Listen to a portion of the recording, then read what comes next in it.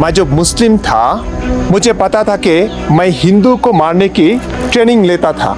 कुरान और हदीस पे गज़वतुल हिंद का जिक्र है, कैसे सारी दुनिया को इस्लाम के हुकूमत के अंडर मैं ले आऊँगा, हम ले आएंगे, उसके बारे में हम बात करते थे। सोचते थे अगर कुछ मुस्लिम अच्छा है, सही है, तो इसलिए है कि उन्हें पता भी नहीं है इस्लाम के बारे में। इसलिए अच्छा नहीं है कि इस्लाम अच्छा है, इसलिए अच्छा है कि इस्लाम में जो है लिखा है, जो विधान है इस्लाम का, उनके बारे में उनको पता भी नहीं है, इसलिए अच्छा है। इस वीडियो को देखिए। 600 साल मुगल, 200 साल अंग्रेज और 70 साल कांग्रेस, तब हिंदू खतरे में नहीं था। साला 12 साल से बीजेपी के राज में हिंदू खतरे में है, पूरा भारत खतरे में है। कैसे वो चाय वाला बेवकूफ बना रहे तुम लोग। अरे अनभक्त, अब तो जागो जागो। और जो भी है वो मुगल और अंग्रेजों की बदौलत है, और तुम्हारे साहब जो बना रहे हैं आज ये कल ढह जा रहा है, एकदम बच्चों का फ्यूचर भी ठा दे रहा है साला। अरे अब तो जागो बस। ये एक इंडियन लड़की है, उम्र कितना ही होगा, छोटा, पढ़ाई का टाइम है। कैमरा मिल गया, बस कैमरा के सामने आके जो भी मुंह में आती है बोल रही है। इसका सच्चाई किया है उन्हें पता भी नहीं है। वो बोल रही है कि 600 साल मुगल, 200 साल अंग्रेज, 70 साल कांग्रेस भारत में था, तब हिंदू खतरे में नहीं था। अब बीजेपी के साल में 12 साल में हिंदू खतरे में पड़ गया। इस लड़की ने इस बात को इनकार कर रही है। अब सोचिए, मैं एक मुस्लिम हूँ, सिर्फ मुस्लिम ही नहीं, मैं हाफिज हूँ, कुरान का हाफिज, मौलाना, मुफ्ती हो। 3 मस्जिद में इमामती किया था मैंने, लोगों को इस्लाम सिखाता था। कुरान और हदीस में जो लिखा है मुझे सब कुछ पता है। मैं जब मुस्लिम था मुझे पता था कि मैं हिंदू को मारने की ट्रेनिंग लेता था। कुरान और हदीस पे गज़वतुल हिंद का जिक्र है, कैसे सारी दुनिया को इस्लाम के हुकूमत के अंडर मैं ले आऊँगा, हम ले आएंगे, उसके बारे में हम बात करते थे। सोचते थे अगर कुछ मुस्लिम अच्छा है, सही है, तो इसलिए है कि उन्हें पता भी नहीं है इस्लाम के बारे में।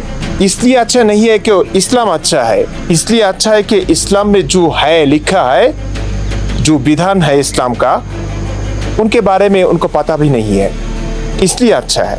ये बोल रही है भारत में 600 साल मुगल था, शासन किया है। ओके, मुगल मतलब मुस्लिम शासन किया है भारत में। कैसे?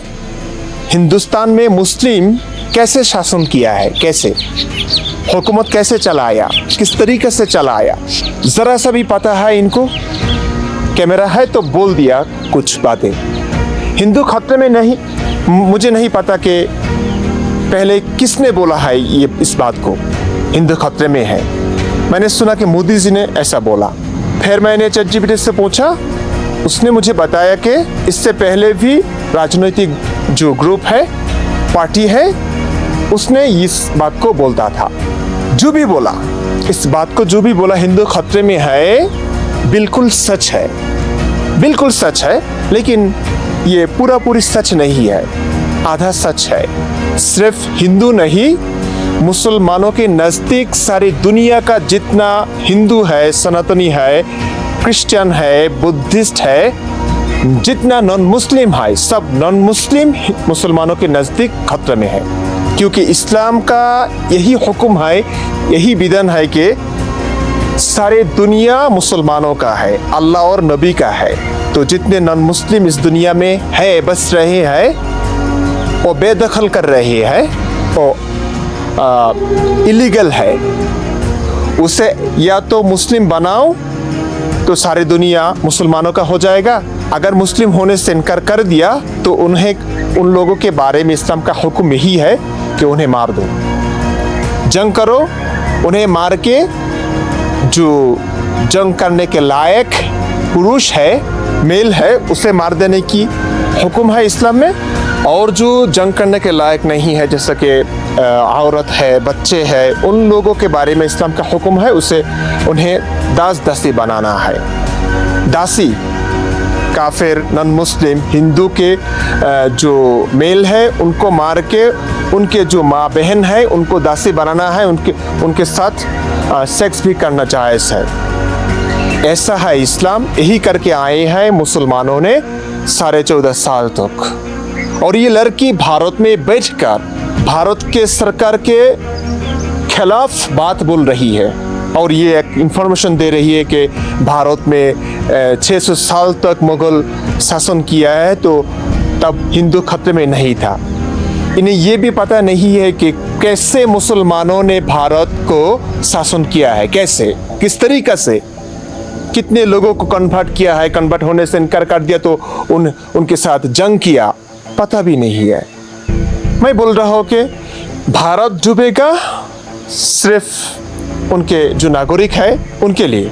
पढ़ाई का टाइम में उनके पास मोबाइल आ गया, फ्रीडम ऑफ स्पीच है, जो मुंह में आती है वो बोल देने की अधिकार है, भारत दे रही है। आप सोचिए कि भारत में है ये लड़की, भारत के सरकार के खिलाफ कैसा गंदा बात बोल रही है, वो अभी तक जिंदा है। अगर ये लड़की भारत में नहीं होता, बांग्लादेश में होता या अफगानिस्तान में या सऊदी अरब में या किसी मुस्लिम कंट्री में होता, इस्लाम के प्रॉफेट मोहम्मद सल्लल्लाहु अलैहि वसल्लम के बारे में कुछ बुरा बोल पाता? नहीं। ऐसा नहीं है कि बुरा और झूठ बोल रही है ना, नहीं। इस्लामी इतिहास में जो लिखा है प्रॉफेट मोहम्मद ने ऐसा किया वैसा किया, दासी सेक्स किया, बहुत लोगों को मारा, वो भी अगर वो बोलता उसे मार देता। लेकिन वो भारत में है, भारत के सरकार के बारे में ऐसा गंदा गंदा बात बोल रही है, फिर भी वो जिंदा है। यही है भारत, यही है भारत का सच्चाई। अब मैं जो बोल रहा हूँ और सुनिए, ज़रा सुनिए। मेरा हिंदी बहुत ख़राब है, मैं हिंदी थोड़ा बहुत आती है, उतना अच्छा नहीं आती। भाषा की कमज़ोरी को मत देखिए, मैं जो दर्द बांट रही है उसे देखिए। मैं जो बोल रहा हूँ भारत डूबेगा, सब हिंदू खतरे में है, इस बात तो सच नहीं है। सब हिंदू नहीं, सब नॉन मुस्लिम दुनिया में, दुनिया के कोना कोना में जितने नॉन मुस्लिम है, सब नॉन मुस्लिम मुसलमानों के नज़दीक खतरे में है। आज हो या कल खतरे में है। मैं मुस्लिम हो, मैं इस्लामिक यूनिवर्सिटी में पढ़ा हो, मुझे पता है कि मैं हिंदू को मारने की ट्रेनिंग लेता था।